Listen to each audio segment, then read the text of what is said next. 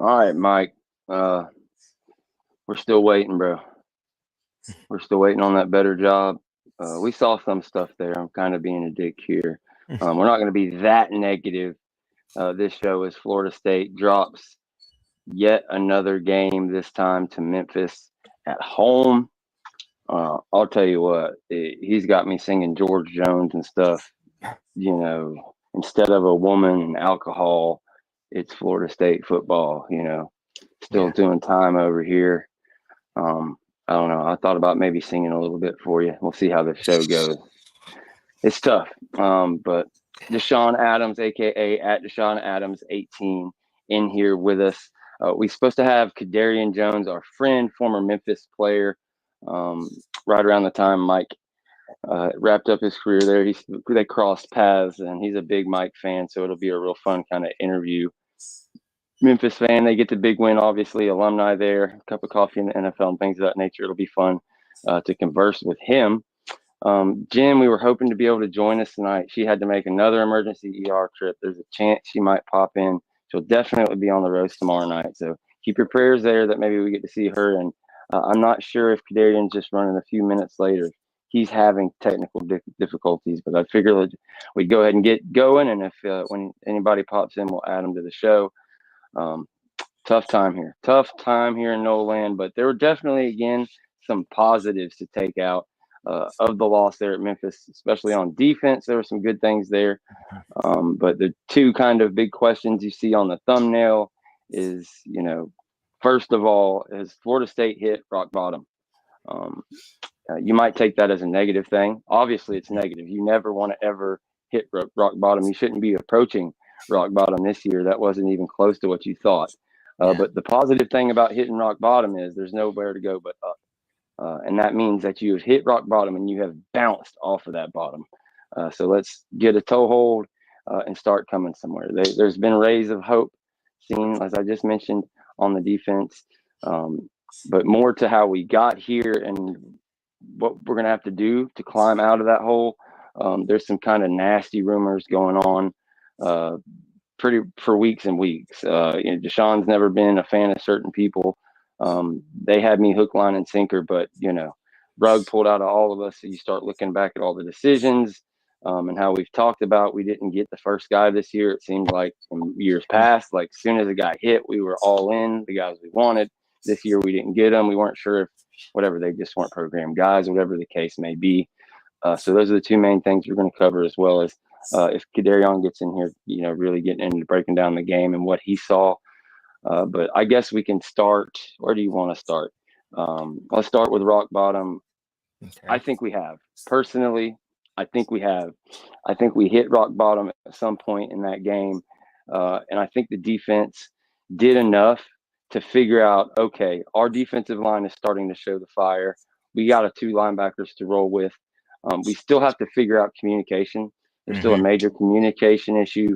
I don't know if it's just the cornerbacks or if it's an issue or the defensive backs, or if it's an issue between, you know, the message that's getting relayed from the linebackers to the DBs, or if the DBs can just get the calls from the sideline and it's all on them, whatever the case may be.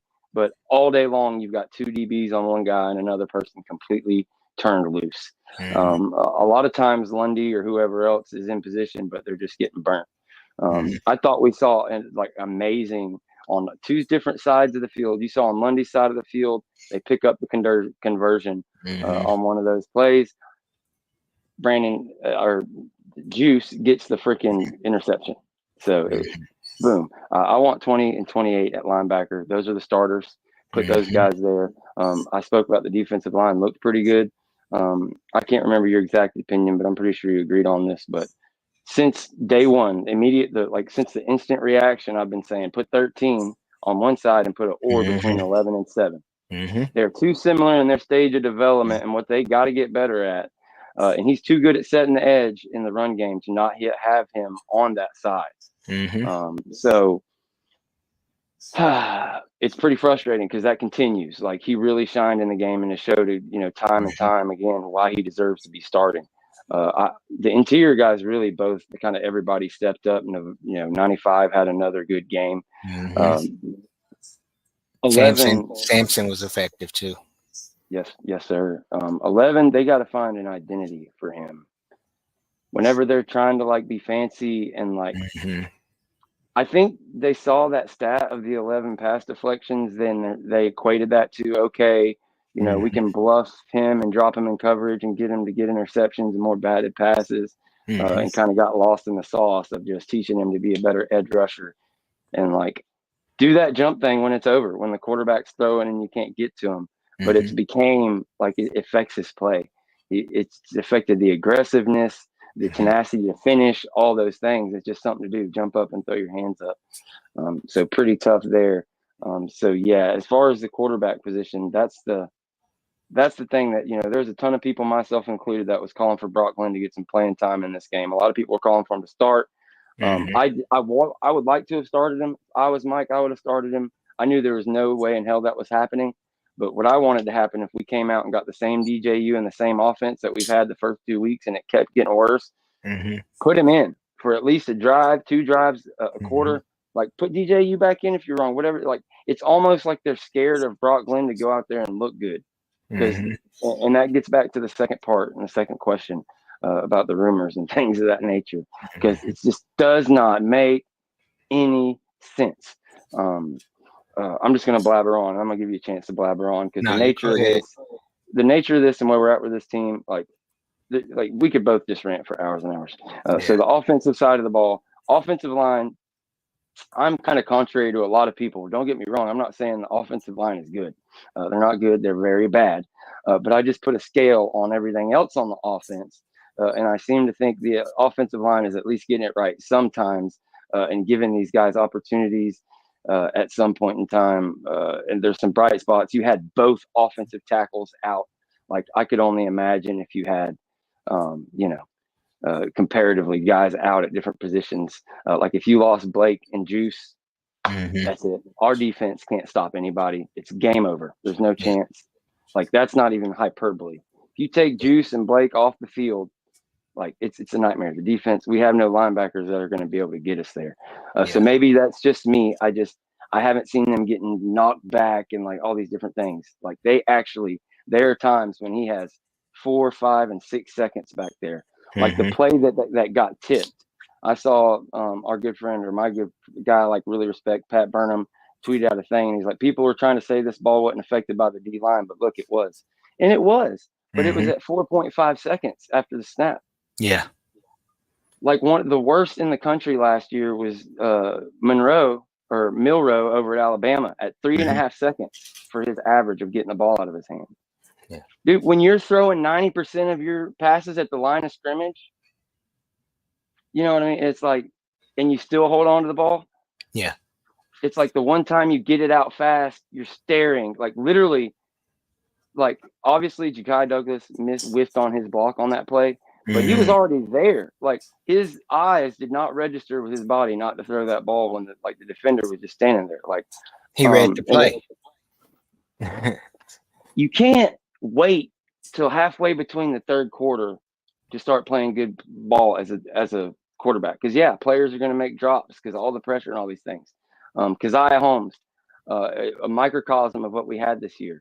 You hand it off to Keziah Holmes, and the A and B gap, there's nothing there, but the edge is set perfectly. I don't know who is in tackle, but it's like one of the only times you've seen like a good, edge containment by the offensive line.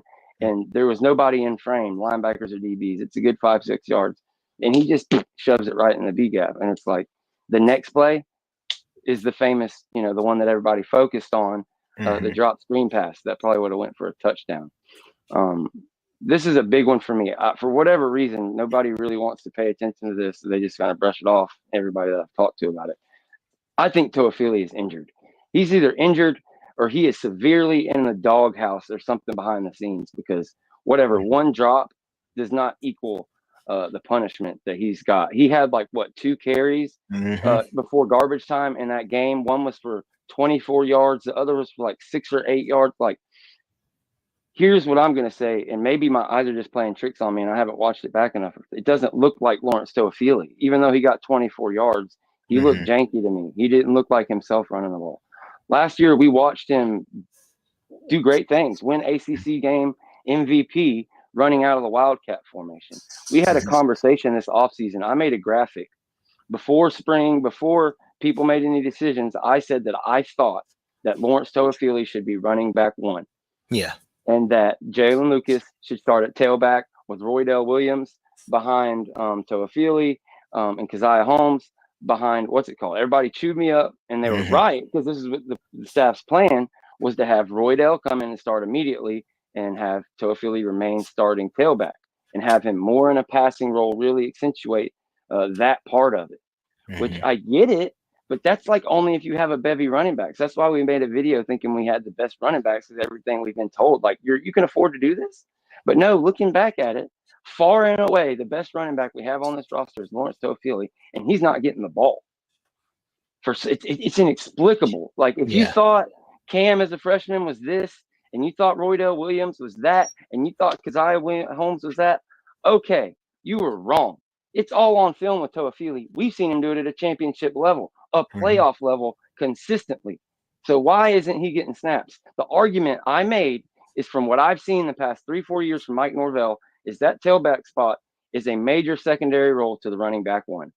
They're technically a tailback. They can get carries, third down, but I equated it to a third down running back in the NFL. Yeah, that's what it is. What it is. Okay, but it was, I didn't play football. I'm not going to hammer back and forth on these things when everybody's giving me the same answer back. But, pull that tape, because that's exactly what it is. So either it's that or he's hurt. So I just wanted to hammer on that, because it's a storyline that ain't out there. If he's not injured, Toafili needs to be slid to running back to one, and he needs to be the guy you lean on. I just don't understand why you wouldn't make him your workhorse back at some point in time. So there's that. I'm trying to think if I've missed anything, but that's good. I'll stop my rant there at about 10, 15 minutes and let you go on that first thing about rock bottom and where we're at before we move back into kind of the other half of it. All right. Well, my perspective, I agree, man. We're at rock bottom. Rock bottom, you can pretty much just say it's riding from up all the way down to the field. But just some things to touch on what I will speak on rock bottom as far as the game. The defense did play primarily a lot better. You held Memphis to 20 points. That should have been more than enough. There's still some lapses that were on defense, but you're going to have those in games. You're going to have breakdowns. We had breakdowns last year. We had breakdowns in 22. So that's a part of the game. It's stuff that still has to be cleaned up. The major issue is the offense. The defense has adjusted each game. They've gotten a little better. There's still some things there, but the offense yesterday was abysmal. It's not solely on DJ, but enough of it's on DJ, because it's getting to the point where it's almost like, and it's things that's been said about his pre-snap reads. He's not making them, and he's adjusting the line wrong on blitz. He's being fooled. On that same play where he threw when we were in the red zone and had momentum, and he threw the ball well over Morlock's head. Morlock was actually open. If you see the kind of all 22 kind of version of that throw, you could see that Morlock was open. All he had to do was make the damn throw before Morlock continued to cut across the end zone. He's not seeing it. So it leads to question, what does he have on Mike, and why did Mike make a change at halftime? I mean, I had to put a little joke in it, man. I'm not going to bash the staff no more than I've already done on social media and everything else as far as the coaching staff. As far as the administrative, the personnel responsibility people, I'm on them consistently. But just getting back into what I saw, it's some things with DJ. He's just missing throws. I don't think the timing is really there with the back situation. Throwing to his receivers, his backs. If he gets a good throw, I don't know if he's throwing it too hard on short throws and too soft on deep throws, and not throwing his guys free. Of course, can't put it all on him on certain things, and that's the drops. Because when he did make the right read and right throw, it was dropped. That play you particularly mentioned about Ja'Kai, that made me sick, because that's one thing that now you got to go look at Dugans. And the reason why I said, and I'm not coming after the coach, just saying coaches, but the one thing the receivers under Dugans has been able to consistently do is block. There's been some questions about their development and what they're supposed to do, which is run routes and catch the ball. If they ain't blocking, then what are we doing here? That kind of situation. I noticed that yesterday. To be honest, our best players on the team right now are our punter and our kicker. I do not blame Wheezy totally for what happened with the turnover with the muff, because he had a more experienced player that shouldn't have been in that position as he was. The guy himself Oh to yeah, get no, to yeah. him. That was, I mean, Quindarius is not a rookie, but he's young too. But in that, he has more experience than Wheezy did. So he should have known not to be there, because if he didn't know, then you don't need him in that particular position to be playing. The discipline, it showed some lack of discipline in certain. It reared its head on that punt. I remember watching the game yesterday in the space, and I got in a debate with someone because they're saying he's looking at the lineman to make the decision on when to go on, and it was a punt safe. It wasn't even a punt block. And it really, be honest, it just pissed me off, George, to see that play, because you're right over the football. In Pee Wee, they teach you close to the ball, watch the ball. What was there, and I really believe, because it felt like we were going to make that comeback yesterday, getting that punt. That was our chance, and it sucked the air out of what was left. Going back now to the Brock situation, I just touch on it a little bit because we've hammered that home. Um, there's some other rumors there that I won't involve, but there's some rumors about some things that happened to the game involving Brock, not him personally, but it ain't some happy people in his camp. Let's put it that way. Um, I think he deserves the opportunity. We're sitting here watching college football develop, and as the season continues to unfold, everyone else is playing their freshmen, giving them an opportunity. Even those in dire strait. McCall at North Carolina State, they were losing. They put in a true freshman at NC State and came back and won the game. True freshman quarterback. You saw what a freshman yesterday at Texas A&M go into the swamp and do what? Just a week ago, a freshman on our rival had a great game, and he played in this game, that game that they lost, even though they lost. He made some mistakes, but he made some plays. What are we doing? Why is it this is not Wake Forest? Our freshmen shouldn't have to sit to their juniors and redshirt seniors to play. If you don't want to play them and you don't think they're ready, then why do you have them? Why did you go get them? You wasted time. You could have just got some developmental guys that you could have sat down. You got some dogs on that sideline that can help and are ready to play. If you got problems with the message going on deaf ears with some of the upperclassmen, seniors, and those who we've questioned their willingness to even play this year, then you need to sit them down. Of course, you're gonna thin out your depth chart, but it is what it is. Play Sampson, play Lyons, play Moore, play Wheezy, play Brock, play some of these young players. Keep playing more of Nicholson, play Lolo Haya.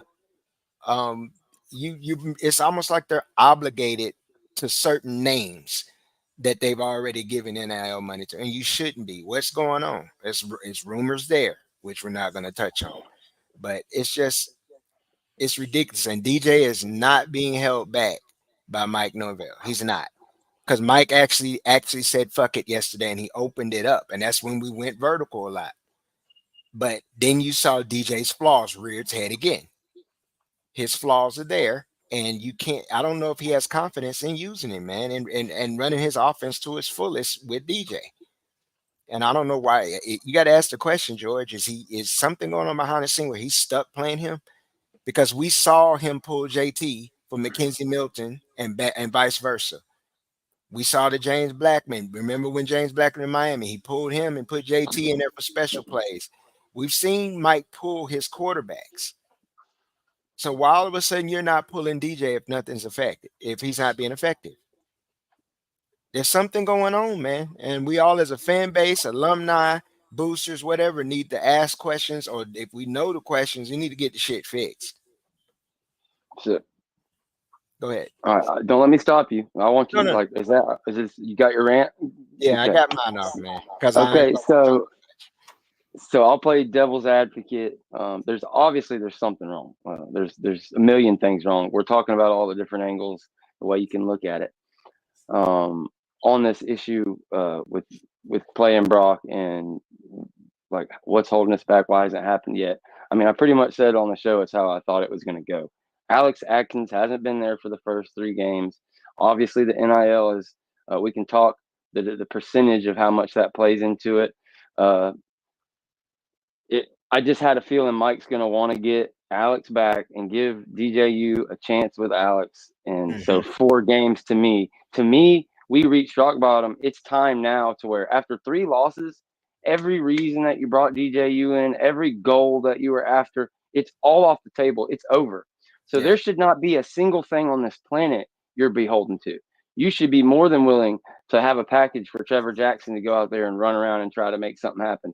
You Yeah. should be more than willing to have 3 plays for Brock Glenn that he's got hammered to a fine point. He only runs these 3 plays in practice, but every single day to where when the time comes, they're not on tape. You can go run these plays when it fits any given situation. Whatever the case may be, there's got to be some kind of something there. And not to beat on a hammer, beat the drum about Lawrence Toafili, but the same thing. Why haven't we seen the Wildcat? Is there anybody else that could get an opportunity in the Wildcat? Like, it's been the best thing this offensive line has blocked since this program has been in place. Has been that Wildcat. Am I wrong or am I wrong? You know what I mean? So I don't know why we haven't seen that at all. So there's a million different things. But yeah, I totally agree. That's the only reason I could venture. And that's also like why I somewhat defend the offensive line, because like their line coach isn't there, both their tackles are out, they're having all these issues. Like, yeah, it's all true, and they're stinking, they're not being, but they've kind of been what they've always, it's always been a pass to open up the run game in this offense. Just because of how the offense is, you've got to be able to pass it to set up the running game. But if you can complete that, if you can make them pay, like, okay, if you're not going to have somebody here in this zone and we're going to hit it consistently, then all of a sudden our run game becomes unstoppable and this offense is what it is. But when you can't pass it at all and the quarterback can't get off the spot and is back there for 4 or 5 seconds, there's nothing you can do. But there's also times when pulling guards are running straight, like opposite directions. There's, there's all kind of, like, there's plenty of blame to go all the way around. I'm just saying, if you deconstruct this team, if you're trying to take the pieces and parts and put together a championship team, the only unit on the offense that comes close to having a chance to be in part of that is the offensive line. And we've seen it with our eyes. So that's just my opinion on it. But I guess we won't do so long of them. We can kind of go back and forth here now. Yeah. I'll touch a little bit something just to go with the offensive line. It's something I spoke to yesterday in a space on social media. I think this offensive line is better suited to run downhill. You got a lot of 330 pounders on that line, other than Mo. Um, Other kind of runs, inside zone was effective. It looked like when we ran inside zone, I think it was a stretch play in particular duo that we did. But every time we tried to run counter, either the linemen went the wrong way or they were just too slow footed, you know. Stop calling Yeah. it. And then what else, George? They tipped. They tipped. There was something on social media that showed Ferguson tipped his hand where he was pulling.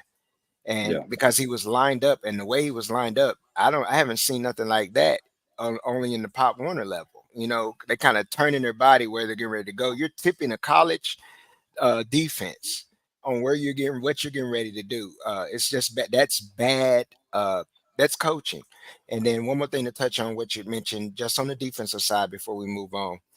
When you talked about Lundy, there was plenty of times that Lundy was out there on third and long situations, and we couldn't figure out why are you continuing to send him out there on third down when you could have just put Juice or Nicholson out there, or either go to a a fifth DB. You could have put Slid Kirkland or Edwin in that. Work them in that so that you at least get the coverage and you still get the physicality that you're going to get, because what's name is going to take on a block. Edwin will. He got the targeting situation. I mean, it was targeting. It was called, but that kind of physicality is what you need. Hussey, you getting the physicality. Put them down in the box on certain situations and remove that linebacker so that you have better coverage. I'll trust them a lot more. I'm not going to get into other personnel, but going right back to the offensive line, one more thing. It was a turnstile. They had good moments and they had bad moments because we saw throughout the game. They bought him enough time on a lot of plays in that game. They really did, George, and you hit on it, and we all saw it. DJ had time, and it was like he was scared. He was too slow-footed. The one particular play, and this is the last thing, and you got it, bro. The play where he ran for the first down, where he basically did a flying knee into the defender. I about lost it. He did a flying knee and then looked at the sideline. I'm like, this is like a little kid looking at the sideline. Like, did I do good? And he stopped. Like, no whistle was blown. Like, you could have ran for a touchdown there. No physicality. He didn't lower his shoulder. He jumps and tries to hurdle someone. Yeah, he doesn't have the athleticism to be trying to hurdle people. That was. Please play Brock. Play Trevor. I don't know why he did that. That was pretty funny. Yeah, play Luke. I mean, golly. Another, kind of the straw that breaks the camel's back. Like you bring this 50, or I don't even know if he's 50 or if it's just his fourth year starting. I don't know why. I can't remember that. But long story short, you bring this guy in, you're 0-3, like all the reasons. But I was cussing Mike Norvell and saying, how in the hell on 3rd and 4 or whatever it was, are we running straight into the middle of a stacked, not just like an all-out blitz, but an interior, what are they, a squeeze? What do they call that particular blitz? They've got the linebackers. They've got linebackers or safeties in every single gap. Every gap. It's like, and they run straight into it, like ISO, like halfback dive or something. And it's like, you come to find out, everybody that knows anything has said, no, he checked into that. And you see him checking. Exactly. He checked into a run. Yeah. But not just, I mean, if he'd have ran into a sweep or a toss, I'd have been fine with it because they had everybody inside the hashes. Yeah. He should have. Everybody, they had 8 guys. Yeah, 8 guys inside the hashes. That means you had one-on-one on the outside. You should have checked into a slant. A quick slant inside. Yeah, it was dumb. Or even like you said, you could have gotten some yards. Can Brock not see that? Outside. I don't know. Can he not see and that's the what whole I'm understanding. there? Is there something in practice? Because we know the whole adage that everyone is not a great practice player, but it has to be something that this is a kid that you sat in his living room and you said blah blah blah to his parents, blah blah blah this, getting him that whatever he said to get his commitment. And then you not giving him the opportunity after seeing that you wanted to give him time to continue to develop, but the guy you brought in over him is obviously not getting it done. You might as well say F it. And let's just give an opportunity to the guys that we took the time to recruit. We already know that this guy that we have is just here 1 year. He got his bag.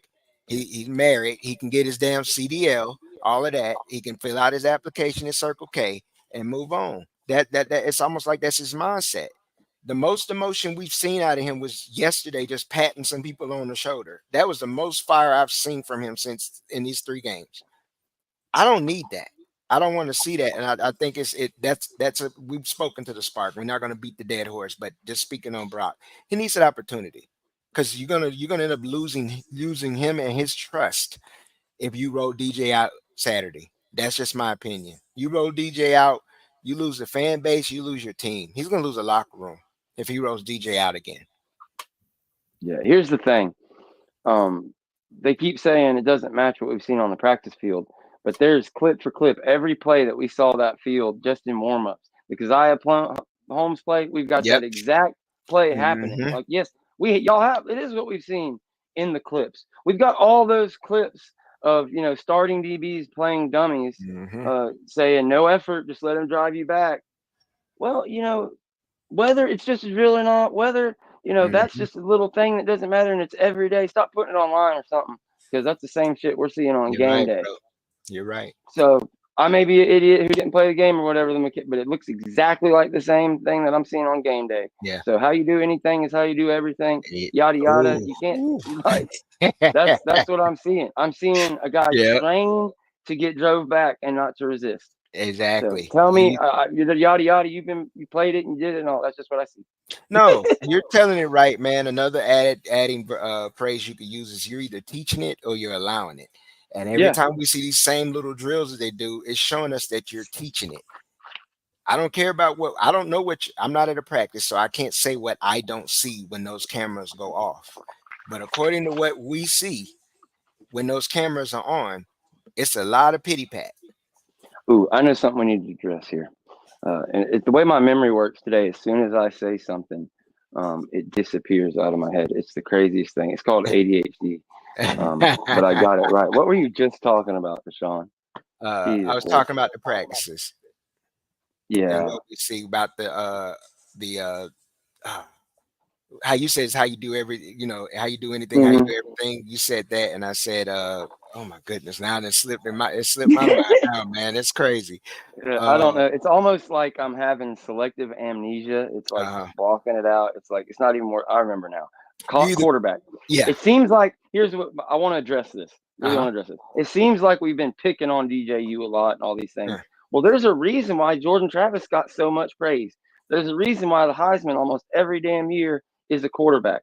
A yeah, quarterback, and it's magnified as far as you go down. High school, college, NFL, the quarterback is magnified. So college is right there in the middle. It's like it's the place where you can play quarterback and control. Like you have to make everyone on the team better.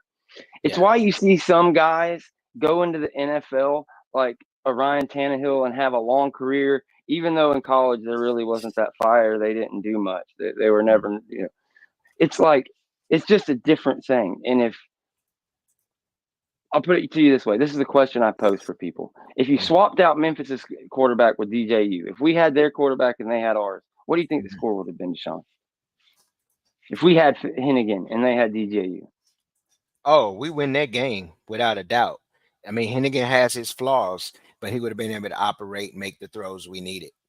Um, I think that score would have actually been like a 34 to 17, 20, 34-20. We at least beat them by 14 there. you think it's closer? No, I think it would have been a complete and total blowout. I think there's been three or four pick sixes for Florida State and Yeah. just bomb after bomb. Like, I don't. Here's the thing. You're talking about Brock's this in practice. That he hasn't Yeah. been that good in practice. The issue with DJU isn't that he isn't making the spectacular play or isn't doing this Simple. or we're expecting him to be Cam Newton. He Hmm. is failing at the most basic elements of quarterback.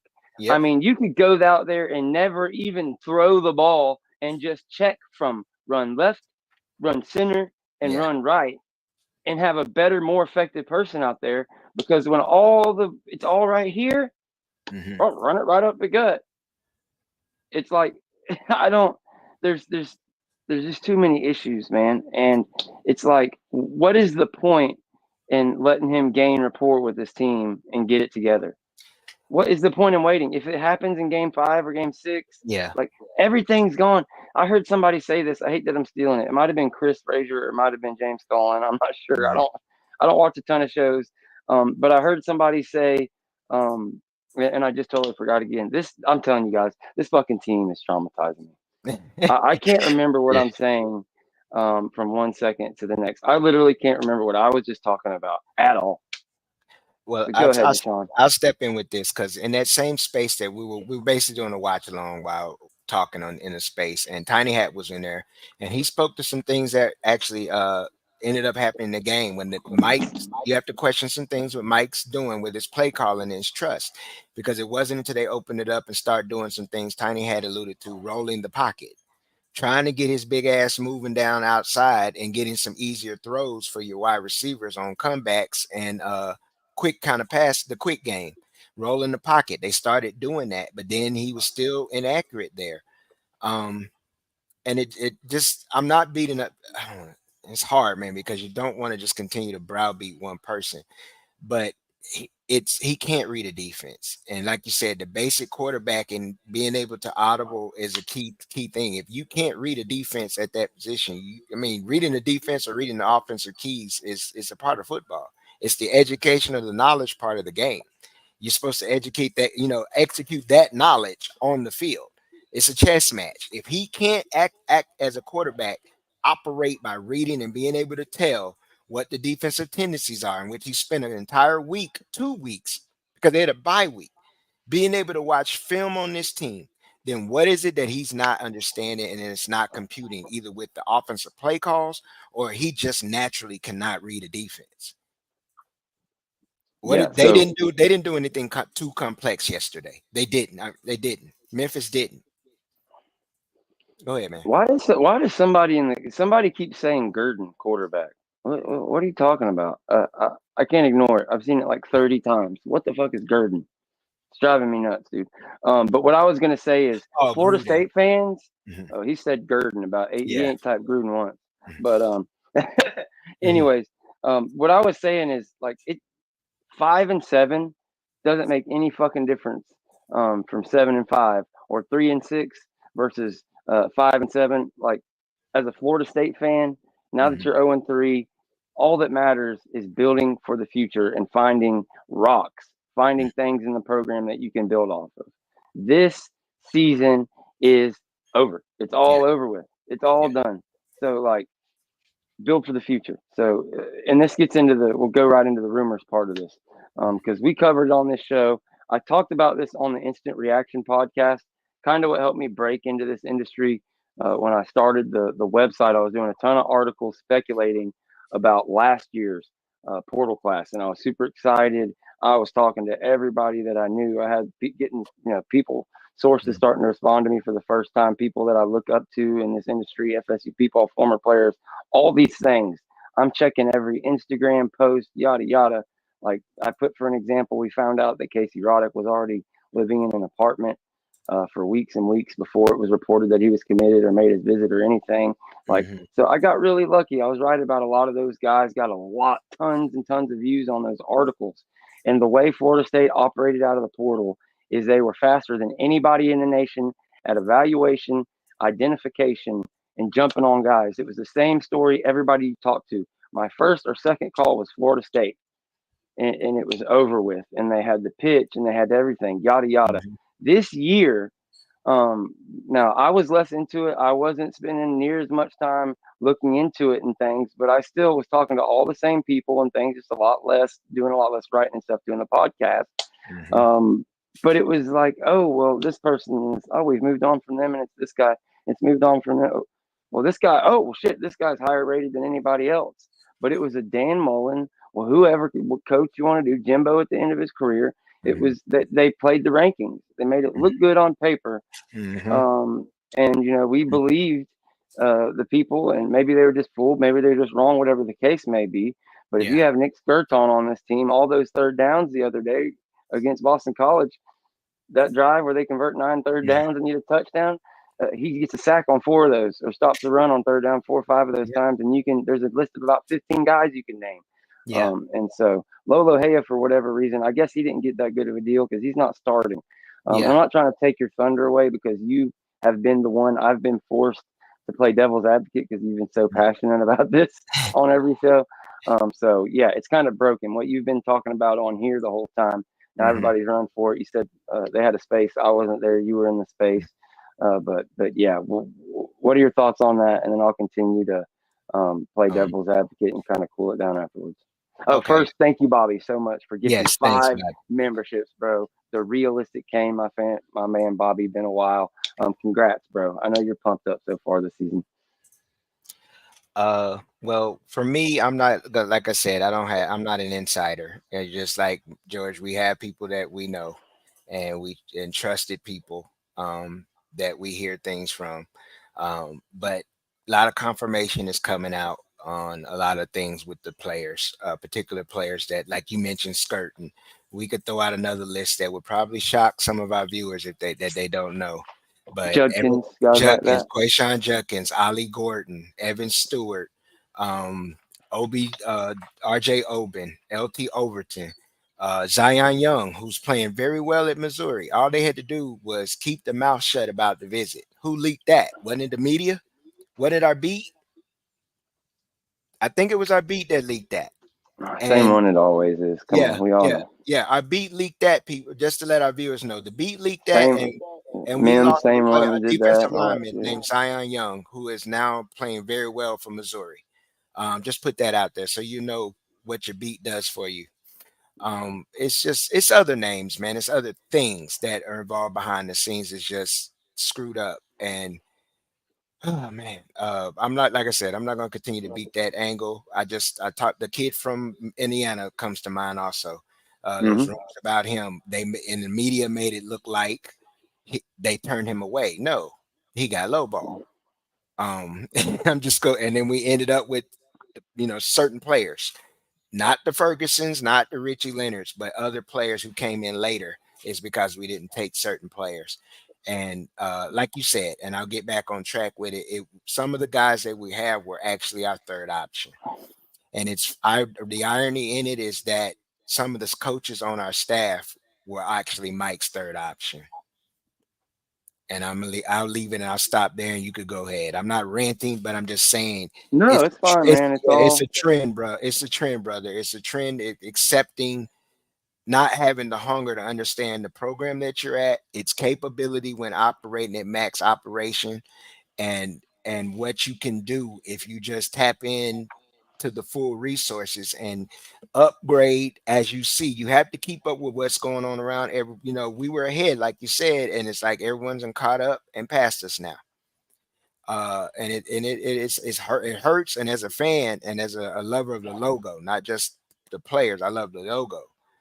I don't like this, and it's not acceptable. It's not, and it's a lot of heads that need to answer for what's going on. And it just doesn't start with Mike, because you got to look at the whole administration.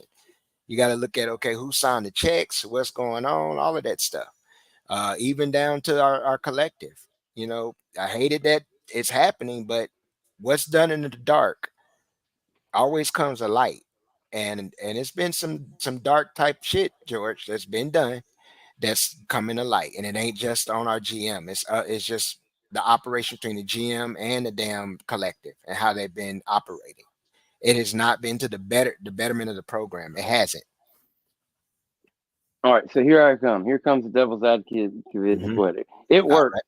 It worked just fine in 22 and 23. Obviously, Derek Ray comes in, so he was a part of that great haul we had last year. Something happened between last year, and this is where the nasty shit, the ominous smoke, whatever, whether it's because you were at Arizona State and this and that, whatever the case may be, whatever happened there that effed everything up, and we weren't able to get the guys, the actual, guys who are built for the climb, because they've shown an ability to evaluate the guys and bring them in year over year. So whatever that was, whether it was just Derek Ray, whether it was just, whatever, whoever you want to put on the staff, each individual recruiter, not, communicating like, oh, I need money for this guy. Because if I'm Ron Dugans or I'm Odell Hagens and I want somebody and the collective is quote unquote lowballing him, I'm going to Mike Norvell and saying, I don't care if he costs $5 million. I need that guy. I need Skirton if you want to win a championship. So somewhere, we talked about this from day one about Norvell. Maybe not day one, like day one, year two. He's one of his biggest faults is he's too loyal.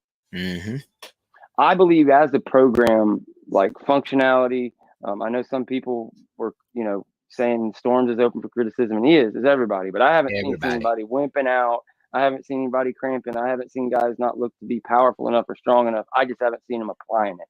And we finally saw that. We saw the defense can wear guys down. They can look just as fiery on the first snap as the last. And that's what we saw. If anything, I saw the effort and the flying off the ball in the defense. I go back to the linebackers. Dude, how about Juice and 20? Those guys are fiery. He had a few blitzes I didn't like, Blake, and I don't know if he was confused or what, but I think he needs to work on his blitz game a little bit. But everything else, he was firing into the hole on your regular run plays and doing everything well. So there's a ton of good out there. There's a ton of negative out there. But there has to be accountability. So Ray, say he's out. Say 3 or 4 coaches, they got to be out. All that has to happen. The question now is, does it happen at the end of the year? And going back to the first part to bring these two conversations together is, like, you got to figure out, like, I think we hit rock bottom. But does Mike Norvell think we hit rock bottom? Like, I don't know. Are they going to give this 4th game now?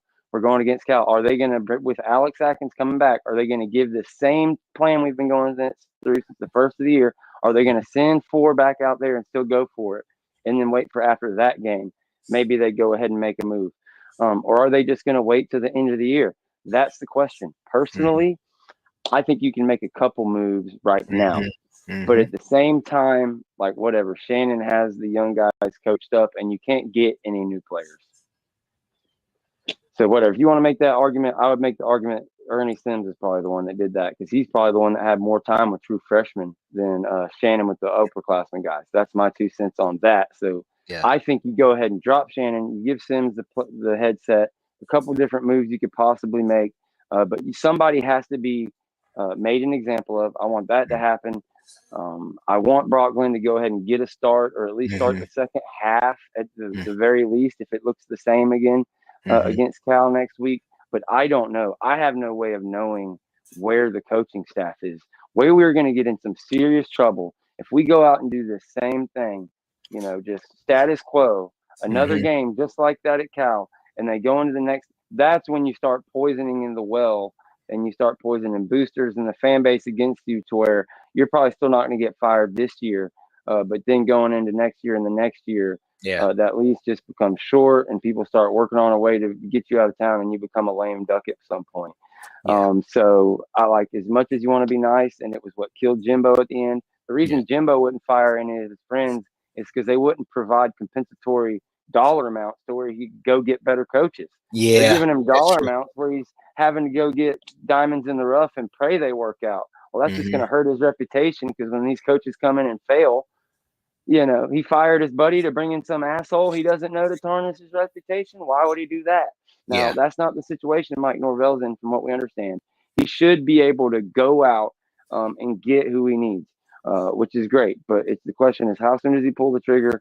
Who does he go out and get? But I think that's the biggest thing. He has to show an ability, like every coach, like that has any kind of modicum of a success. They get to change coordinators. You Yeah. saw it at Miami with Cristobal, whatever, he fired the quarterback. He was earlier. It's not a good comparison, but whatever. At UNC, old dude's on his like sixth pair of coordinators. Uh, Mm-hmm. so, it goes on places. So I believe like Mike Norvell has seen it. He knows how to get there. Obviously, this ain't it. It's been written on his face since day one that Mm-hmm. he was hit by a Mack truck. He didn't see it coming. Yada, yada. There was failures. He's got to reinvent himself. He's got to reinvent this staff. It's got to Mm-hmm. happen. But yeah, I don't think Mike Norvell is going nowhere. But that's the big question: when. So lay out your plan. What do you think is the right one, and where do we go here? Starting with Cal, if they start looking forward. Um, Ask that last part of that question again. I didn't catch that part. You said What with like Cal. what's your plan for going Oh, for forward? What would Cal you do? going What would forward. it be? Youth Okay. movement? Are you still going to Yeah. start Glenn? The whole deal. Yeah. I'm going youth movement. Like I've said it numerous times. The youth movement in the quarterback room. The youth movement, a little bit at wide receiver, sprinkle some of your youth there. Um, I also would look at the defensive side of the ball, play the youth in the interior a little bit more. I think you can get some things there, and then play your in particular your more physical young guys. They got some guys on the roster that is a little physical. I'm not going to talk about any of the upperclassmen as far as who we saw on the field. We know the guys on the field that we've seen that are underperforming. But I will say this about going to the youth with what we have in Cryer and Nicholson, and then how it kind of speaks to Randy. Ask yourself this: with Nicholson and Cryer, start for Georgia, Texas, Ohio State right now. I ain't talking about their development down the road. I'm talking about now. That speaks to Randy Shannon's development and recruiting at that position. Those could be good guys. I would believe they would be on the two deep on those respective programs, but they would not be starting. And that's the problem. This is Florida State. That is a high level position at this university in this football program. The legends that we've had in college football play that position, and we haven't had an upper level linebacker like that in quite some time. I mean, D'Lo all conference last year, that was the best we've had in a very long since Telvin. You have to go back to Telvin. Is the last high level All American caliber linebacker we had that went on to become a second round pro before all his situations. But anyways, um, what I would do is start Brock. I would give some more touches to our young receivers like Moore. Definitely get Hakeem. Uh, Start pressing the ball vertical. All those little dump offs, you it was something yesterday that irked me. It just came to my mind. But with Randy gone, move Ernie in there. I'm still skeptical personally of Ernie a little bit because there's some things, as far as we don't know exactly how he's worked out with UCF and he was at USF. Um, I would even look at Atkins a little bit. And the reason why I bring up Atkins is this: of the linemen we have starting, how many are his guys?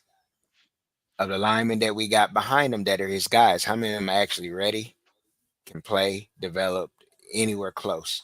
We saw early on the field, and early got his ass whooped early, you know. So we have to start asking those tough questions. We're at a point as a program where no one should be safe. Everyone should get evaluated. That's what the head coach said. Evaluate himself, evaluate every position in the program. But what I would Well, do with Cal is play those players, young players, and move forward and fire Randy and move Ernie in there. you heard it here first. We appreciate it. We got 2 super chats coming in here. Encyclopedia says $5 on all along coaching contracts should have performance clauses. There is no way Mike Norvell is worth 9 to 10 million this year. It's easy to say that. I mean, right now, but yeah, I mean, yeah, that's the free market. These things are ridiculous. People are always resetting the market. I don't think what FSU did is anything crazy. I think he won 10 and 13 games. It's okay, but the rest of the guys, it goes to show there's a reason the majority of the staff is on 1-year contracts. Like this isn't like it's not a good situation. We weren't happy about it going into the year, but we figured they took continuity over, for whatever reason. I'm not going to get into it again. Yeah. Alex Atkins, yeah, he deserves blame. He deserves criticism, but again, he hasn't fucking been there. So it's like I expected like if any unit should have struggled, it should be the offensive line because their fucking coach ain't there and their 2 starting tackles are out. I understand Who, that. I'm not arguing. I'm not Yeah. arguing you. I'm Yeah. just saying, like, you can see why, and like there's only so much we can talk about a coach who isn't there. So you're just gonna have to see what happens at Cal and make that. Like, there's nothing we can do. There's no there's no plan you can come up with for Cal of somebody who needs to be benched in favor of this or that. What they need to do is fix the rotations, and Mike Norvell needs somebody there that can. He's not an equal, obviously, but somebody there with enough gumption. Say what you want about temperament and things of that nature, who can go up to him and be like, yeah, dog, 69, he can't run the counter. We He just got to can't. run duo the rest of the game. Exactly. So he's the only person on Inside that zone. sideline that has that ability. And it's masked. When you're trying to figure something out, when you're running an experiment, everything is exactly the same except for one thing. You have a control, and then you have what you're experimenting on. Your control, everything is exactly the same on your experimentation. Okay, we have Alex Atkins out, both offensive tackles out. The quarterback is making them look way worse than they are. The defense is putting them on the field. Like, there's just so many things that go into it. And again, that's why I just had to say I'm not arguing with you. Like, you're absolutely right. I'm just, we got to talk about the other side of it and what we do going forward. And I totally agree about going youth movement. I already said it. I think 20 and 28, those are your linebackers. Sampson, outside of that, or not Sampson, Kirkland, outside of that freaking offsides, which was just crazy. Yeah. He looked Solid. He was okay. the safeties were the best they've looked all year. And it was a team that was passing, so they obviously had to be less involved in the run. Maybe that's what it was. But I didn't see any miscommunications with those guys all day long. I haven't watched it but twice anyways, so I could be wrong there.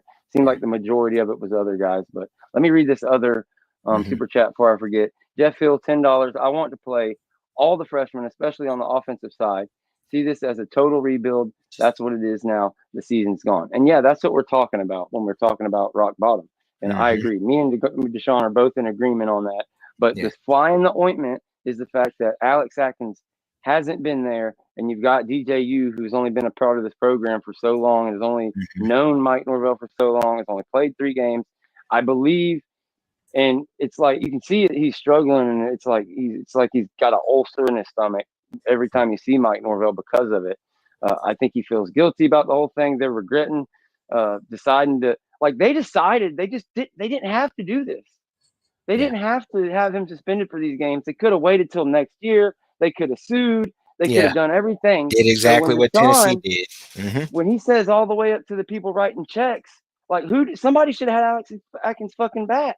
Like we Yeah. just saw Daryl Jackson get fucked Hmm. last year, and now Alex Atkins was losing for 3 games. Like it's like he's not only your offensive coordinator but your O line coach. Like Hmm. it's tough. It's a loss. So yeah, that doesn't excuse anything. Doesn't excuse the fact of the rotation being all fucked up and the offensive line not being this good in year 5. It doesn't change any of that. Those are still questions. But it's just a fact. And then linebackers, it's also a fact that Randy Shannon, like the cupboard's dry, all because of him. He hasn't, like we've been talking about the same thing year over year. So like he hasn't been suspended for 3 games. Get him, give him a Yeah. slip. I would be totally fine with that. The only possible, devil's advocate I can play there is what I said at the beginning. In that they actually do seem to be playing their assignments now, which is like, are you risking messing that up now? And as soon as we try to get something together, all of a sudden the linebackers are out of place because that would Yeah. like people would go nuts. So that's one risk of doing that. But as far as the other coaches on the staff, I don't think there's really anybody you get rid of right now You besides can't. Yeah. Shannon. So and this changes it with them playing better. Like so, I don't know what you do. Defense found something. See if it Hmm. carries over against the ACC team. Hmm. But the offense, there's just still too many bugaboos, and we can go into why or like it could. But if it's the money is the reason that DJU is getting out there and nobody's getting opportunities. If the Yeah. money is the reason Roydell keeps getting first carry, first chop Yeah. at it, and keeps effing Yeah. this team over and over again. If money is the reason that Toafili isn't getting his touches, yeah, then we've got a serious freaking Problem. Hmm. problem. We already know that the staff screwed up on the class, so we can talk about that, how it happened, low ball, and all those things. However it happened, they fucked that up. They messed it up. That's known. That happened. Okay, that's so. The other stuff is just you put that on top of it. Yeah, that's whoever's affiliated in that and negatively get them Hmm. out there because it's time. It's time. It's time. It's time. There's nothing left on the table, and there's no positives to keeping this staff together other than like going 0-12 or something. Yeah. So, and I just, I don't think that's going to happen. But just here, I'm gonna make this prediction before I let Deshaun talk again. My Hmm. prediction is, guys, that we're going to see that. We're going to see DJ. You get a chance. We're going to see Mike Norvell somewhat stick with the game plan that we've had all year with Alex Atkins there. Um, and yeah, everybody's gonna be pissed. We'll see what happens. Maybe it comes together and they actually start out like they were in the third quarter. Because again, like how hard is it? You start out first play of the game, you fumble, boom, Yeah. get right on the ball down to the 20, and you give up a touchdown. Like the defense played out of their minds. Yeah. They field goals on 2 different times when you turned it over inside the red zone. They gave up the other 2 touchdowns in the red zone, but stopped them another time and another time. So it's Hmm. like fuck. Sorry. Go ahead, man. I'm gonna open No, up for calls here in a yeah. second, and No, we're gonna go I'm from not there. going to do nothing, but I'm not going to be repetitive. But I will say to something that I've already said. If he rolls DJ out there, you're risking losing more than you've already lost. I mean, you basically could lose your locker room.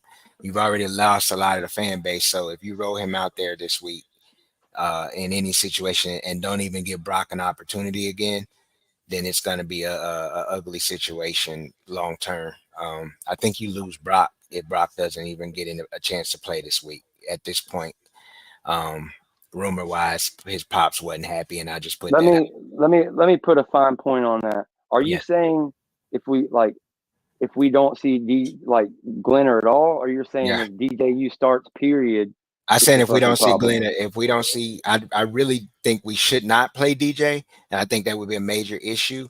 But if you give DJ a series and he doesn't do anything on that drive, then you don't play Brock at all in this game against Cal. You lose. I think he loses the locker room here because then he's going to lose the rest of the fan base, and he's in no man's land at that point. Yeah, it's a very and that's why I put that out there and wanted the conversation to center Yeah, around this yeah, because there's conversations going on in house amongst the staff. yeah, And I just gotta think it has to do with Atkins coming back. Let's see what this thing looks like in the first half with Atkins or yeah. whatever. That's But I true. totally agree. Hmm. If it's crashing against the rocks and it's the same as it's been the first month of the season, you've got to come out there in second half and try something with Brock. That's my opinion. but I do think he can survive. I think it'll be terrible media. I think there'll be spaces and all the things. But I think if internally they have decided it's 4 games and it's one game, give DJU a chance to fail and all those things and have a chance to win it with Alex Mhm. Atkins, I can see Mike Norvell doing that. But that's it. That's as far as it goes. And I think if you don't see Brock at all, and it's one of those things. Yeah, I'm Yeah. going to be on here. I'm going to be pissed and be red in the face, but I'm going to understand it. Uh, but at that point, if we see anything like this, you're talking about, as I said, you could permanently, all the talk of Mike Norvell being on the hot seat in this thing is Mhm. crazy. No, no, no, no. He's going to get a couple years, and I'm going to stick on that. But I'm gonna give him a little bit more grace as far Mhm. as I'm maybe not as quiet as hard on like Brock needing to absolutely start. But if you don't see Brock at all, and if you go into that 5th game and DJU is lined up as the starter for the 5th game after what we've had, then I'll be right exactly where Deshawn is, and just like I think that could literally harm the long-term career of Mike Norvell. I still don't think there's hardly no way he gets fired this year or next year. But Oh. you start to really affect his longevity and his kind of support with certain boosters and petty people and things of that nature, and just Mhm. rock hard pragmatists too. Because Mhm. like this isn't one of those places. We talked about it over. The standard is a standard. You can't be good every be shitty for 2 years and then be good every 3rd and 4th year. We aren't that. That's Iowa State. That's Arizona State. That's Memphis. That's no, this is Florida State. You're a Yeah. top 5 to 10 team every year, or you're trying to figure out what you're doing wrong to get there. Mhm. And you should be a playoff team year in and year out with a chance every 3rd or 4th year to actually be a national champion. And if you can get to that, Bobby, where Georgia is now level, that's plus. But that's rare. It don't matter where the hell you are, even at Georgia and Alabama, those are rare times. So that's that. Again, the numbers on the screen, 850-495-1906. We're already an hour and 2 minutes into this. Mhm. Unfortunately, Kadarion didn't make it. I don't know. He may have thought that it was a different time or something, or he could have had some issues. So Mhm. I apologize about the false advertisement there. I can't really change the thumbnail, but hopefully everything's all right with Kadarion. And either he joins us here at the end or we get to talk to him again. But yeah, just letting you know, guys, about that. Bobby comes through with another $5 super chat. Do you think this team's talent, stacked with the NFL draft picks from the portal over the last 2 seasons, Mm. covered up coaching deficiencies? That's a good question. Um, cover up coaching I deficiencies. don't. I I would wouldn't say say I would say Jordan Travis more than anything did it, helped. Yeah, because definitely I mastered think, yeah, talent, like what your team does is a product of your talent. Like is Jordan is Shador and Travis Hunter overshadowing the coaching issues in Colorado? Hell yeah. But I mean, that was Dion's whole thing, bringing those guys up there. So I don't know about that. I don't know about that. I think we just underestimated, not to beat a dead horse here, but we just underestimated how much leadership was in those 13 guys who, tried their Mhm. luck in the NFL. Like the 10 guys who went draft picks, the 6 guys who were taking top 100 picks, like 6 top 100 picks on a college football team. Yeah, that covers up a lot of shit. But we Mhm. got our first caller finally from Illinois. You were live on the Renegade Rundown. Go ahead, buddy. Hey, what's up, George? What's up, Sean? What's up, man? Yeah, just teeing off on a couple of things that Sean said, because he brought up some good points, especially about the transfer portal. How Florida State, they go 13-0. Mike Eagle got big. He felt that he could just lowball everybody, get everybody out on the cheap, and it doesn't work like that. The other thing too is I think the biggest issue is Florida State has not recruited offensive tackles in the 5 years that they've been here. The only 2 legitimate guys that they've recruited and landed have been Robert Scott, who's been injured his career, and then Lucas Simmons, who, this is his 2nd year. He hasn't developed.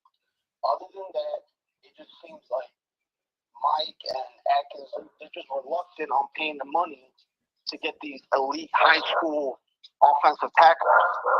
If you don't build up the offensive line, I don't care who you got. You know, you're spending all this money on, you know, trying to get elite playmakers. Hey, buddy, I appreciate it. We try to keep it, you know, like you're not a guest on the show. I'm not trying to be a dick. We love you. We give you guys like a minute to do a take or either just get a question off. But it's people having a hard time here understanding you, so I'm not sure what's going on with it. But did it help? Let me know in the chat if it helped after I moved the phone up here. Okay, so yeah, I'm using my Beats. I wasn't sure if it was using my regular mic up here or it was using the Beat mic, so that's my fault. But go ahead. You got 30 seconds. Finish up your take and end it with a question or whatever if you got one. So my take is this: until they decide to go ahead and put their money into the offensive line and defensive line, it doesn't matter who you recruit, what playmakers you recruit. It's just not going to work. Do the Georgia way. Recruit the trenches, and you know, quarterbacks, running backs, and wide receivers are going to come. Yeah, they're going to come.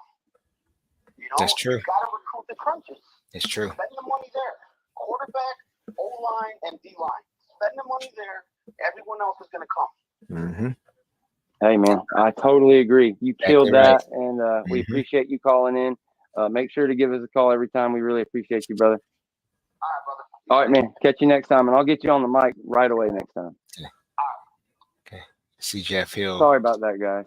This was actually a test run. I was, you know, so I'm not sure. You guys can tell me in the chat if the sound is worse or better than normal coming from me. And we'll see. This may be the way I do it in the future, depending on what y'all say. But another super chat comes in. Bobby, about $10 from our guy Jeff Hill. Jeff Hill, one of our OG members from day one. Bobby Bowden have 1 year where he went 0-3. After that, he never went 0-3 again. Mike has a lot to live up to. Love up. I like Mike, but we can. You're killing me here, Jeff Hill. Let me back up. Bobby Bowden only has 1 year of 0-3, and it never happened again. Mike has a lot to live up to. I like him, but we can't ever have another season like this again. I had to paraphrase there a little bit, but again, we appreciate the super chat. Bobby has been here, like hooking it up. We appreciate it. Whether we're winning, losing, he's here hanging out, supporting us, and giving his opinions. But I you know, we've talked about it even in, you know, from the very beginning. Like, I love Mike. He's on the cutting edge. He surprises coaches and things of that nature, and you can understand why, because he surprises us on the couch sometimes. And when it works, it looks great. But when the basics don't get executed, it makes it look crazy. And again, that's playing the devil's advocate there. But yeah, I just want to give both sides, so it's not a crazy just rant on both sides. And Deshawn helps me with it on my end as well, and I help the callers and everybody else. But here, I'm used to putting it up to the other mic. I'm going to try to remember. You're live on the Renegade Report. Go ahead. Hey, George, it's Corey. I live in Mobile, Alabama. How you guys doing tonight? How you doing?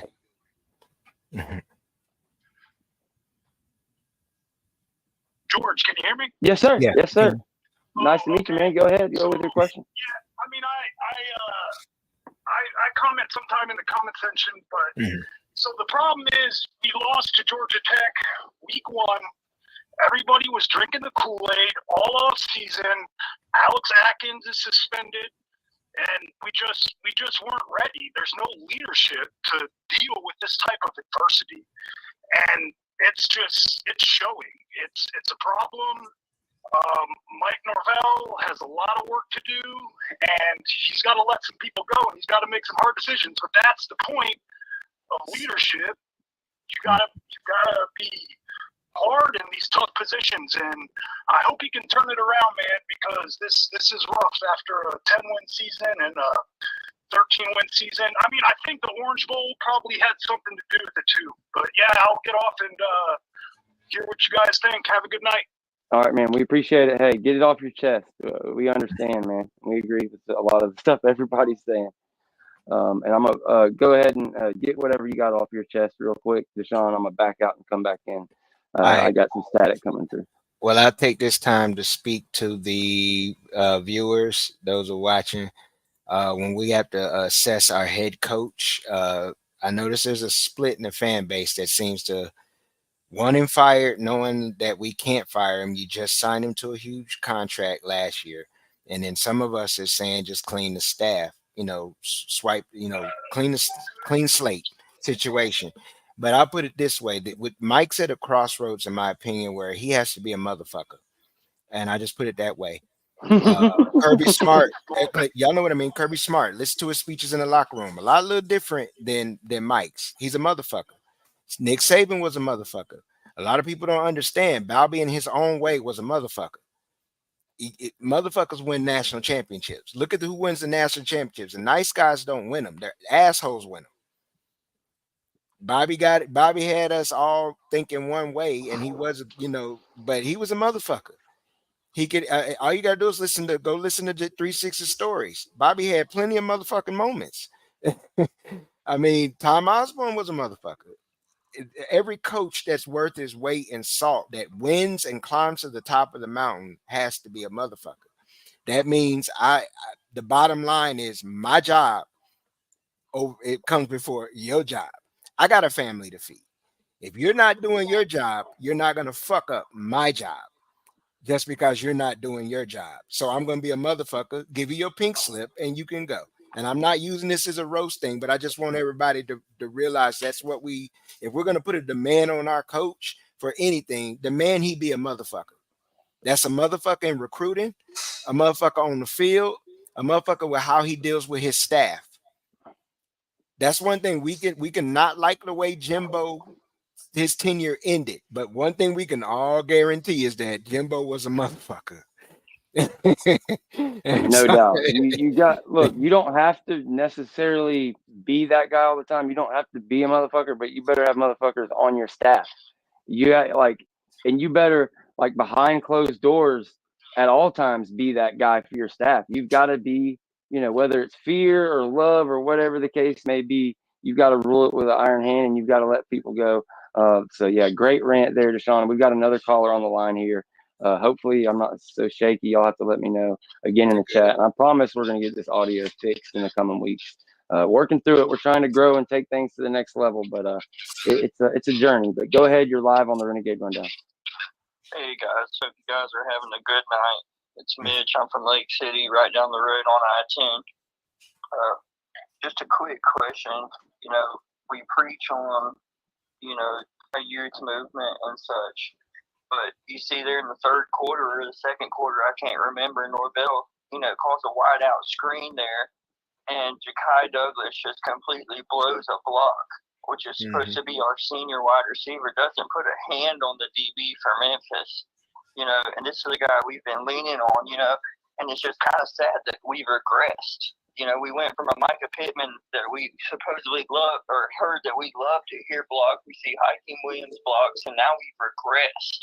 So we preach on youth movement and coaching and such, but this is stuff that we've regressed. This isn't like it's stuff that needs to be fixed or hasn't changed. It's just this is regression. And I wanted to get you guys' take on that. Appreciate it, man. We got another caller coming in. You give us a chance to answer the previous question, and we'll get you right up on there, brother. Just make sure you have the show muted. But yeah, man, look, it's been tough. We've regressed. Yeah, that was the most crazy disappointment. Is the guys we've seen do it in previous years, like number 5, like Lawrence Toafili, either not getting on the field or just not being what we've seen. Keziah Holmes looking like a shell of himself. All of these things, like, that's the crazy part. But I'm not too crazy on the regression. One, like it's not so much regression; they're just not there. They're gone, and we didn't have the guys there ready to replace them, which is a problem. And again, I'm just trying to play devil's advocate here, and not go too crazy. But yeah, there has certainly been regression across the board, be it coaching. The biggest regression is what we were just talking about in recruiting from 22 to 23 to 24. What we just saw. In Derek Ray's second year or first year being here for the full recruiting cycle, really and truly, if you look at it. And that's why he's the top of the head, and the rumors he's a big part of being the reason people are getting lowballed and things of that nature. Like Deshawn has told you guys, like people have talked about on the internet and things of that nature. So no, I'm with you. You already got the question offer. This is the next caller. Deshawn, do you want to comment on that before we move on? No, go ahead. Move on to the next call. Next caller's live right here on the Renegade Rundown. Go ahead. Hi. I appreciate taking calls. I like no problem. really addressing the fact that we look back to right after the snub, Mike invites these quarterbacks in to, right away address a quarterback room issue. I mean, did we really even have a need to bring in a portal quarterback? He's supposed to be a developer. Why didn't we take, and develop Tate and the quarterbacks we have already? I think that rubbed everybody wrong in the locker room at that time. Of course, we went down in the Georgia game. I think we should have boycotted that altogether. But, I mean, in your opinion, did we really need a portal quarterback at that time? And we see that we spent all this money on DJ unimpressive. I mean, but I'm just wondering, at that time, was it the right decision to bring in portal quarterbacks? I mean, what's your opinion on that? I appreciate it. Hey, that is a great question. And I'll let Deshawn take this one first. All right. I'll say this. The situation with taking a portal quarterback, I agreed to it. My opinion, yes, because I can understand they wanted to get Brock one more year of experience. You got to think, we saw him play in the North Alabama game. We saw him play in the ACC championship, and we saw him play a little in Florida, and we saw him play in the Orange Bowl. But what we didn't see him play was the rest of the season. And he missed even practice time during last season when he got hurt from playing in the Southern Miss game.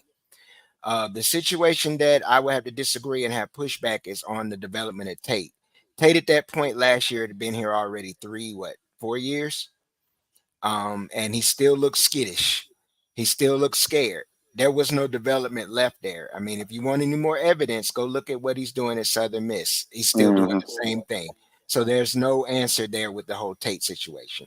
I do agree now with the youth movement and letting Brock play. I think he's had enough games in and experience and going into last year that you have to give him an opportunity. But just speaking on bringing in a portal quarterback, I think that was a necessary thing. I just think they brought in the wrong portal quarterback. Yeah, so that's my take. Like, here's the thing. It's just a timing issue. We've talked all about the recruiting, and one of the reasons that I've dampened everybody's criticisms and even some of my own criticisms about the recruiting and the recruiting staff is that it's gotten better and better year over year. You obviously had the COVID BS in the first year and a half. Those first two quarterbacks you took, they're gone. They're not here. And those would have been the depth and things you have. It's hard with a freshman and a red shirt freshman to go into a season going with that, saying that you should have the depth with that. We can't help it. Whatever, the dude from 2020 just wasn't talented enough, and the other guy was a shithead or got beat out by the freshman or whatever the case may be. We can't help that so much because now they're recruiting better guys. They just got the Elite 11 guy and things of that nature. So that's the issue with that. But exactly what Deshawn said. The problem is, which one did you take? Why didn't you take, somebody with at least 2 or 3 years of eligibility, or either somebody that has at least shown they have not been the problem on their team. It could even be for a lower level. We needed a guy that could come in, a guy that makes his team better. And we didn't get that. We got somebody that we thought could come in and just be a game manager. We were going to be so experienced on the offensive line and going to be all right. And that was a total mismanagement, total misevaluation by the portal staff, by the football staff. We could have brought in a mobile guy as a sophomore and a junior, somebody that could, move around the pocket, make plays. We could have brought in Kyle McCord, whoever, Will Howard. We could have been in the running for any of these guys and been in a better position. Hindsight's 2020, yada yada yada, all that stuff. Who knows what this offense looks like with Cam Ward in it? Who knows? We'll never know. But it is what it is. I'm not. And again, all night, if you want to know, the raw emotions and my whole list of everybody talking, and you just want to see just me talk for an hour and 20 minutes, go watch the instant reaction. That was just me. It was actually simulcast over at the FSU Voice of College Football in here. I'm just trying to make it a good show. I'm trying to play devil's advocate and throw things out there and, add nuance and things. It's just, there's a million things going wrong. So it's not any one thing. It's all valid criticism, and you can't just literally blow up the whole program. It's not as bad as we think it is. As they always say, it's not as bad or as good. But yeah, it's really bad. It's that for sure. Is there anything on your mind before we get out of here? Anything you haven't got into? No, I said everything I need to say. I just throw out two more names attached with that quarterback situation that we could have got out of portal. DeQuan Finn transferred from Toledo to Baylor, and a kid by the name of Jordan McLeod that was at Arizona. Then he went to George Mason. He was from the Tampa area.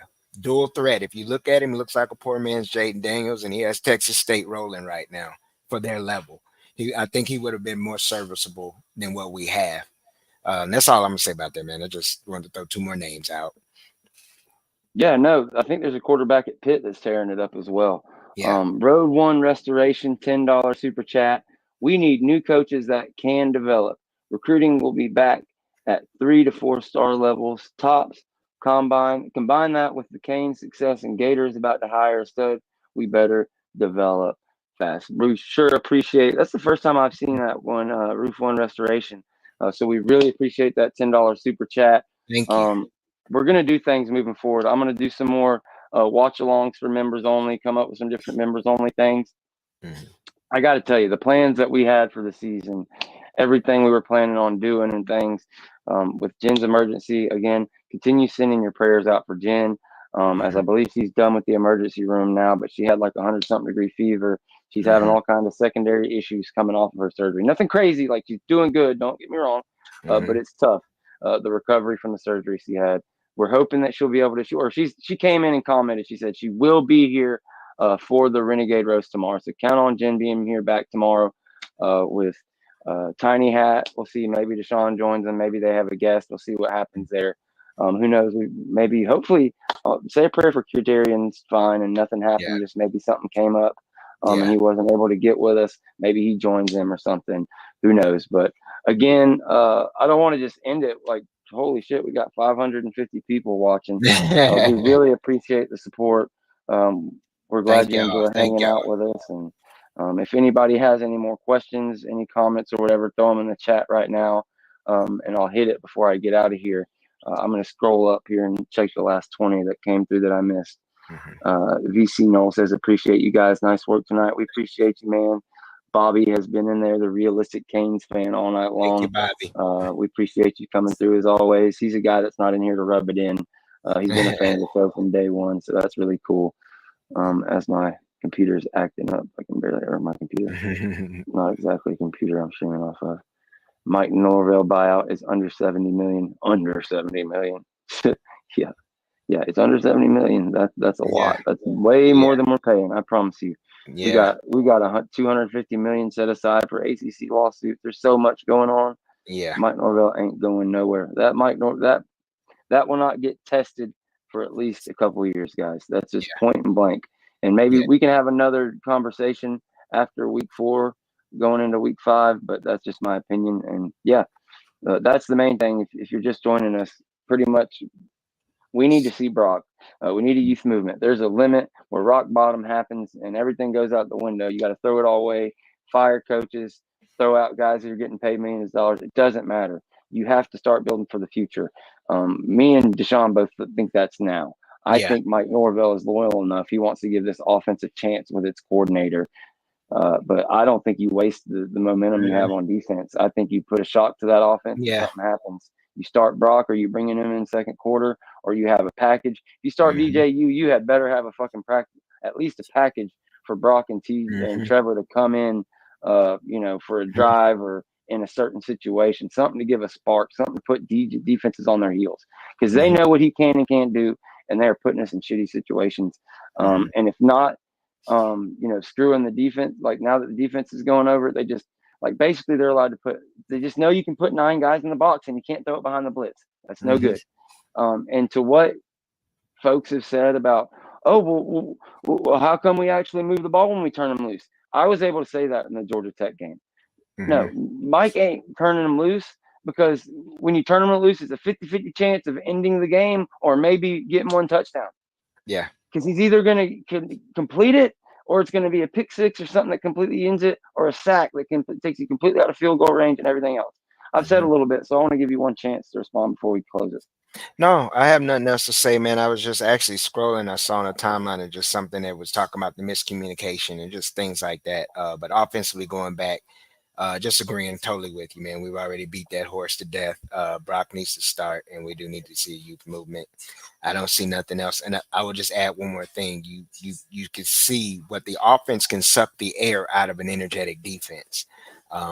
Eventually, that defense was going to break, and they only gave up 20 points. You held them to 300 yards, I believe 330 some yards maybe, and that's damn good considering the last 2 weeks prior. There's still, like I said, there's still some problems that you have to fix and shore up. But what you got was a better effort from your defense overall. The offense, they can't do everything, and the offense has to help them. And you can't with what you have at quarterback. He's not a threat. People are not scared of him running, and they're not scared of him throwing. So they're daring you to throw the ball.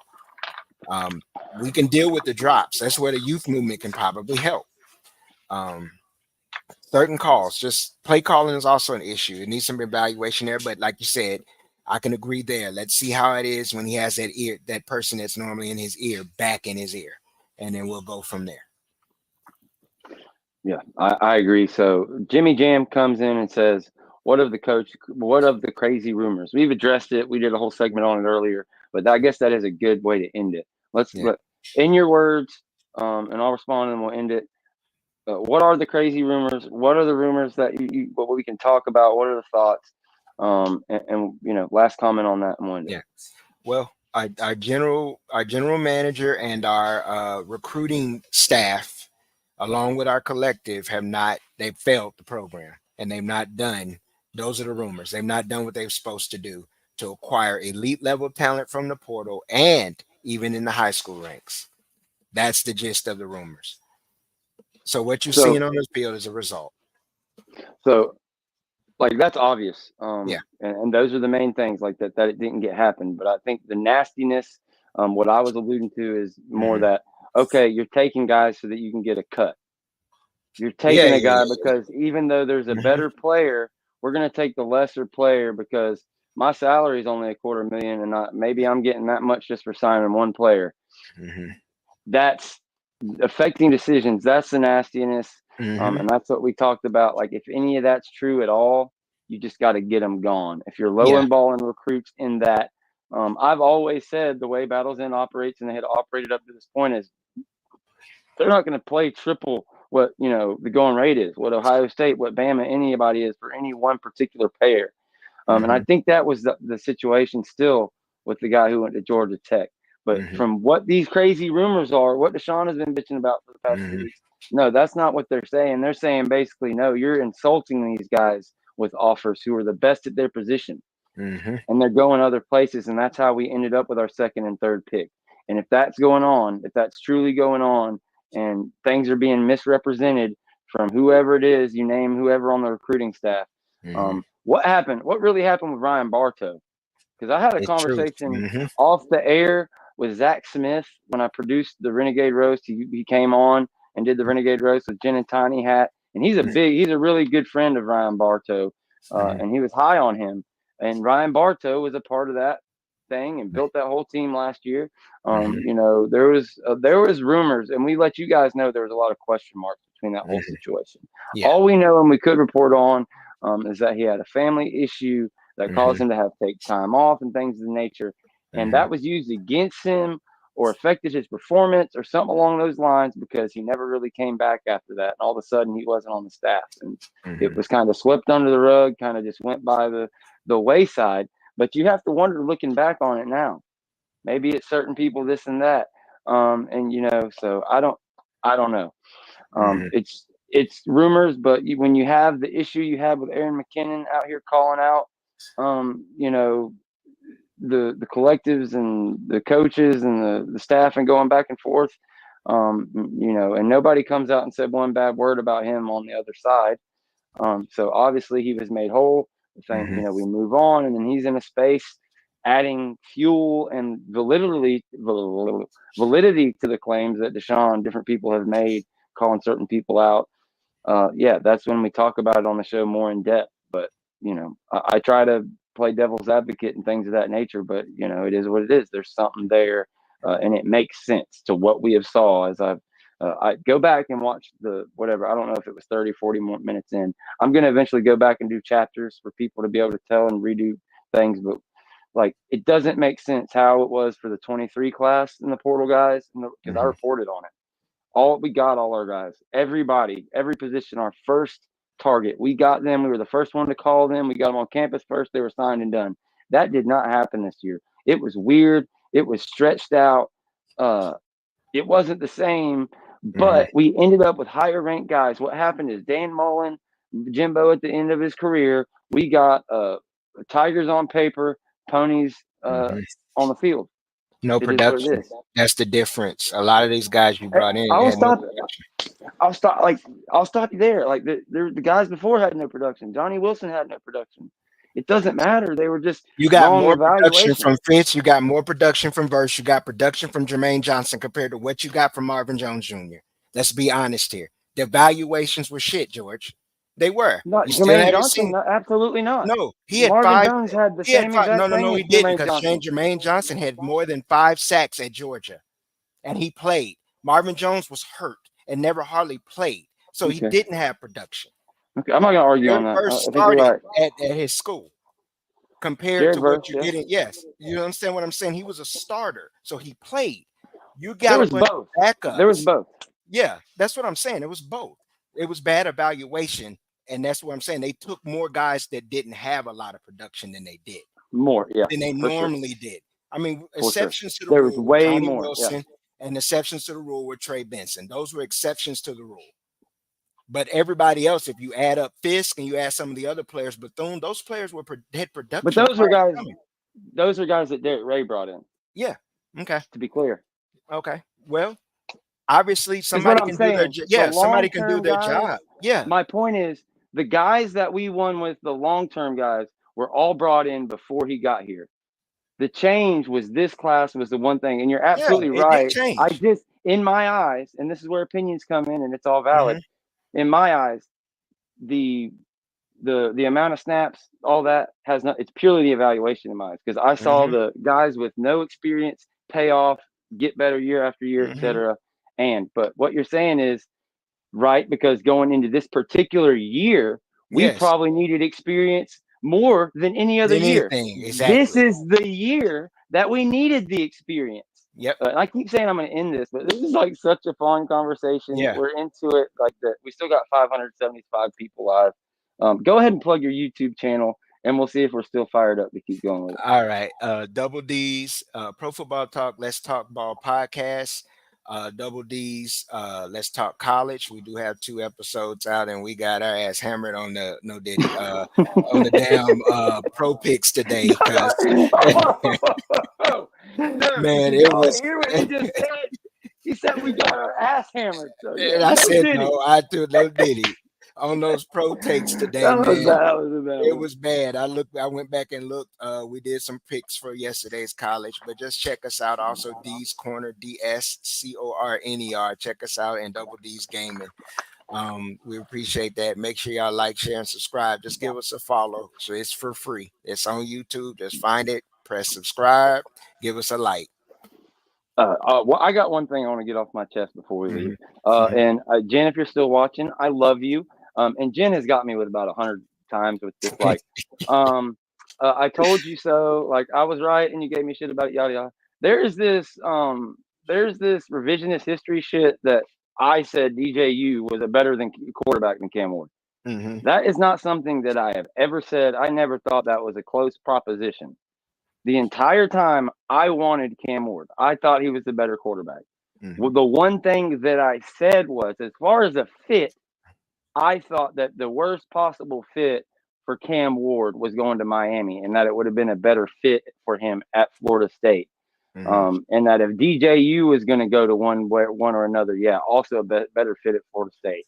I think that, that's what I thought. I thought DJU could be a game manager and not be quite the risk. I thought he would have a much lower ceiling than Cam Ward, but possibly a floor that was a bit steady. He wasn't going to lose the game for you, yada, yada. Turns out that was totally wrong, yada, yada. But I never in a million years said that DJU was a higher draft prospect or a more talented quarterback than Cam Ward. So y'all can kiss my ass.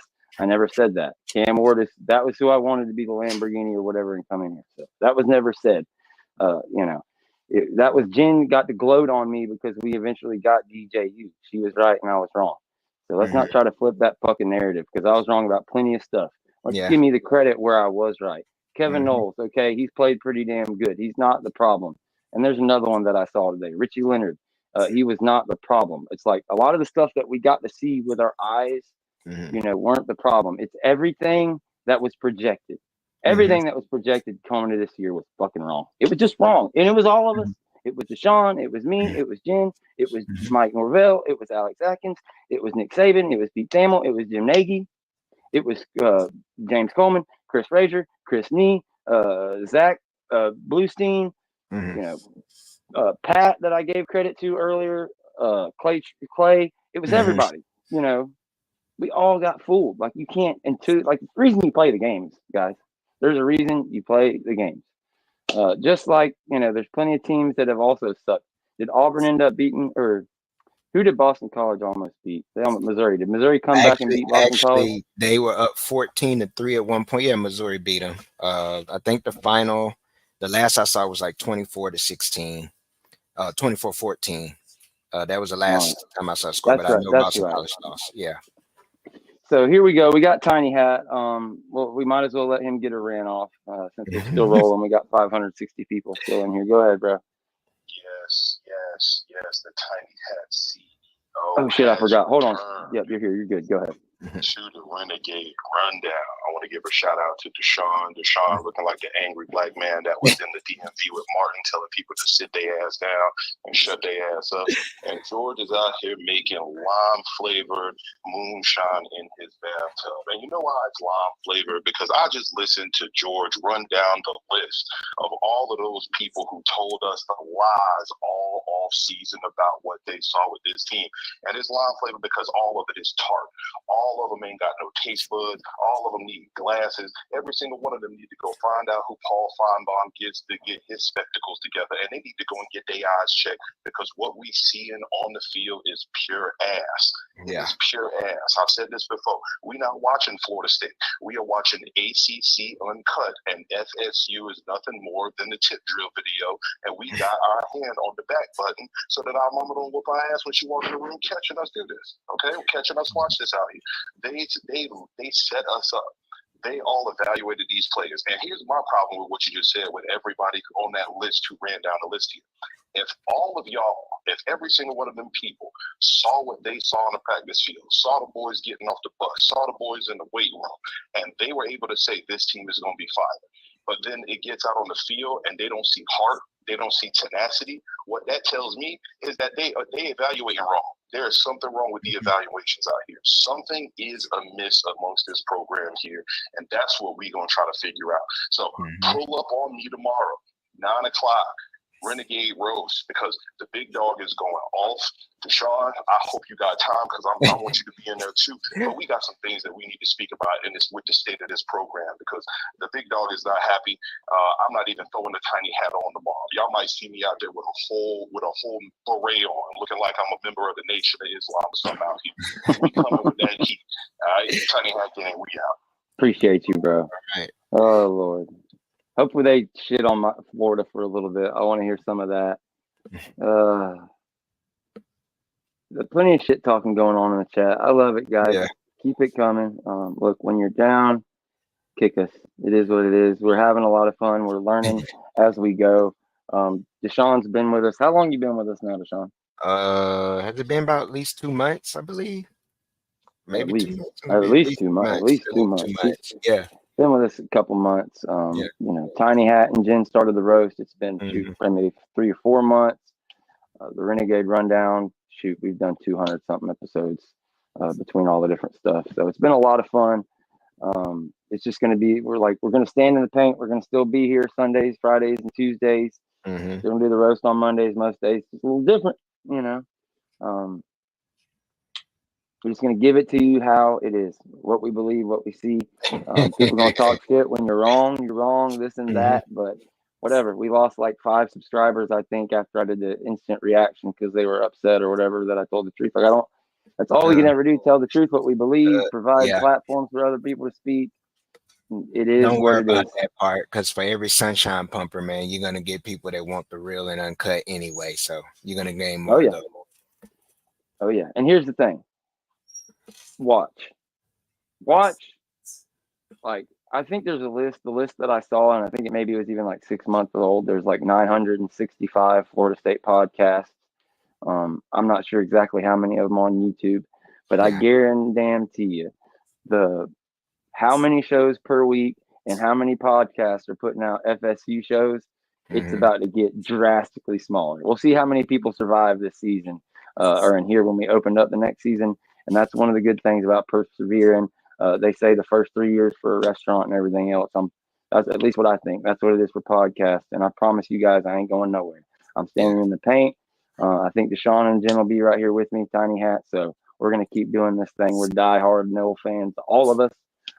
So yeah, we may do some other stuff. I may, branch off, start other YouTube channels, continue to try to get better and apply things, and build a family, build maybe some guys who cover college football full time and they can come on the show with us, things of that nature. So stay tuned, stick with us. We appreciate all the members, all the super chats, everything. I appreciate Jen, appreciate Deshawn, Tiny Hat again, as always. But that's about it. We're going to get out of here. I'm going to go back to listening to George Jones and all that good stuff. And I'm crying in my ear. I'm going to rewrite all those songs and put FSU football into them. It's just where we're at, man. It's unfortunate, but it's what it is. We'll see you guys later. It's easy to abandon fundamentals. Easy to not communicate, not get the call. It's easy for those things to show up, and then you get to look back, and it's opportunity for regret. Everybody knows we're better than what we just put out there on that field. And that all